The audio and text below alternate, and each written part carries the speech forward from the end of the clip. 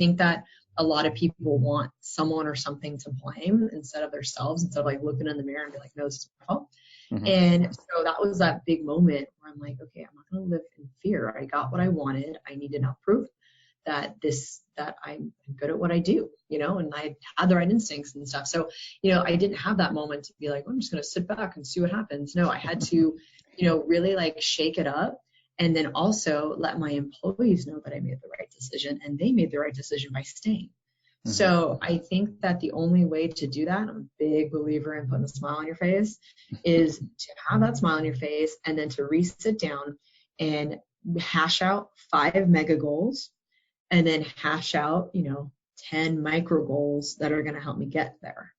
Because I don't think that if you're just focused on like the mega goals, then you're not going to feel accomplished on a regular basis. And if you don't feel that, I think people put themselves down internally, right? Like all the time, low self-esteem, stuff like that. If you keep putting yourself down, you'll never put yourself up. And so in order to accomplish things, you have the micro goals. I mean, it can be really small, like really small. But as long as you're like going towards what you want and what you're meant to do, then I think it will really work out. And it's like, there's just no time for fear. So put on a smile. Yeah, put on a smile. That's great.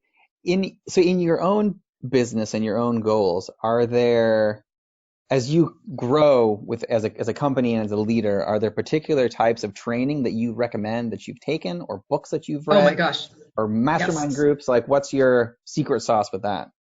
Yes, and yes.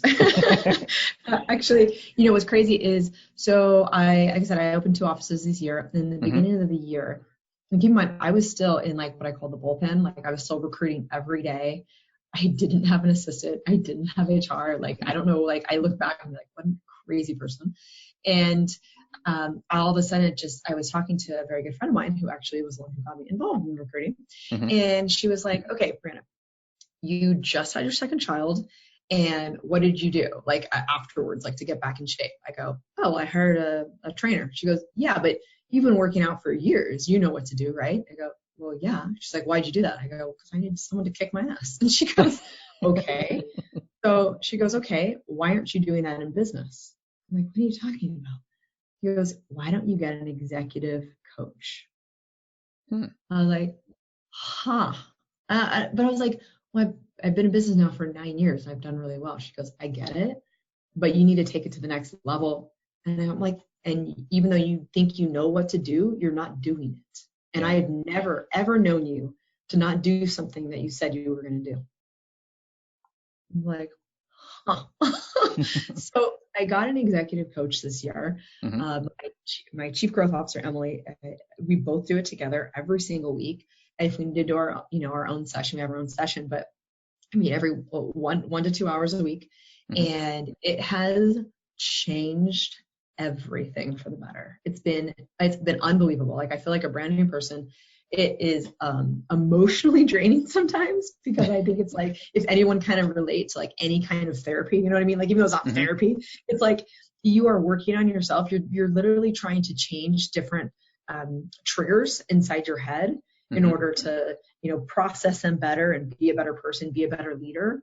And that's just been a total game changer. And so that has then led me to take my company through in emotional intelligence workshops. And we have 8 of them, like 4 hours long, and we're midway through.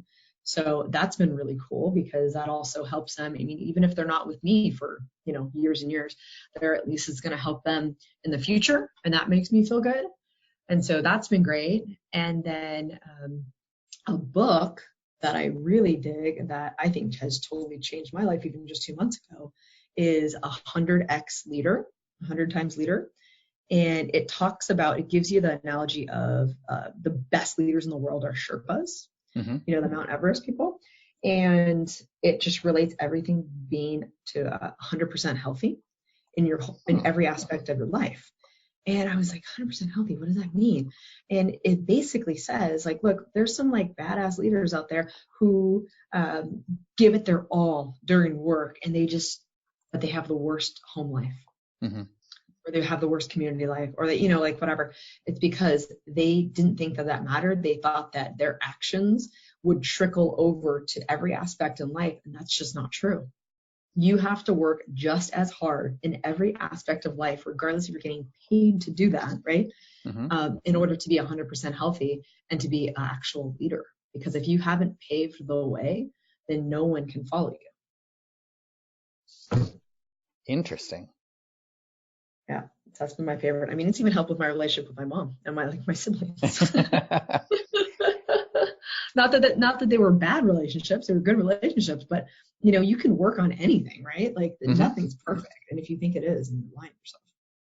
Yeah. No, I listen, that book sounds absolutely fantastic. And I'll make sure that I put links in there for the listeners, because you're right. Like some of the, the leaders that are out there that people look to for guidance, when you look at their personal lives and their professional lives, like their professional lives really stand out. But then when you hear stories about their personal lives, it's like, they're a mess. Yeah, you're like, yikes. Yeah. I related to this. Like, you're at a grocery store, you treat the sales clerk or the people inside, like, with the utmost respect, like you're so nice to them, you go out of your way, and then you go home and you snap at your, significant other or kids or whatever. And it's like, why do we treat the strangers better than we treat the ones we love? Like, that's insane. Yeah, that really is. Or even our, like that goes also like, our self-talk too. Like, why do we don't allow people to say terrible things to us? Why do we say terrible things to ourselves and let us get away with that? Oh, absolutely. Yeah. Like, think about it. Like your friend's crying to you about, I don't know, their boyfriend, girlfriend, whatever. And you're like pumping them up. Oh, you're so great. Oh, forget that person, whatever. And it's like, yeah, but we can hurt ourselves internally like crazy. Nuts. Yeah, it absolutely is. So with your executive coach, how did you find them? On LinkedIn. Did you like literally look up on LinkedIn executive coach? Yep, sure did. I love it. At least you're very consistent on your search. I am consistent. I what I've learned here the most is I need to spend a lot more time on LinkedIn than I usually do. Like I'm missing out apparently on a lot of things. No, it's super powerful. Like I actually had no idea where I was going to find my coach, and I'm like, well, I find everything else on LinkedIn. Like, might as well. And sure enough, just put in like my area and executive coach, and I had a whole slew of them to choose from. And then they have this other cool button that they can recommend professionals. So basically, like anyone that has enough recommendations pops up, first. So that's like super cool. Oh yeah, that is really cool. So with everything that you have done and experienced over the years, what would you say has been the best advice that you've ever received? Definitely from my stepdad, who said, you can always make more money. What's the worst thing that can happen? That's been my favorite. Yeah, no, that's a very, very good one, especially given, a couple of the circumstances you described. That makes perfect sense. Yeah, no, totally. It's like people are scared to, I think, do things and think outside the box and try different careers and start over, and it's like, don't look at it like that. Just you can be confident in your skills and you can always make more money. Excellent.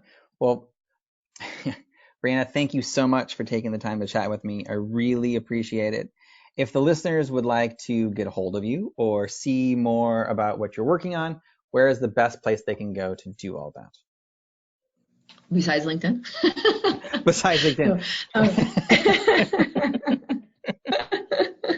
Yeah, it's on LinkedIn. I am Brianna Rooney, Rooney. But yeah, you can go on techees.com, techees.com, or the millionairerecruiter.com. And my email is brianna@techees.com. I respond pretty quickly to that and via LinkedIn. Okay, perfect. Well, I will make sure I put all those links in the show notes so people can click right through and contact you if the fit is right. So thank you so much. Yeah, absolutely. Yeah, sounds good. It was fun. Thank you. Awesome. Thank you. Thank you for listening to another episode of the Advance Your Art podcast. If you like this episode, please go into iTunes and give us a 5-star rating. And while you're there, hit the subscribe button so that every single time I release a new episode, it will go directly to you without even thinking about it.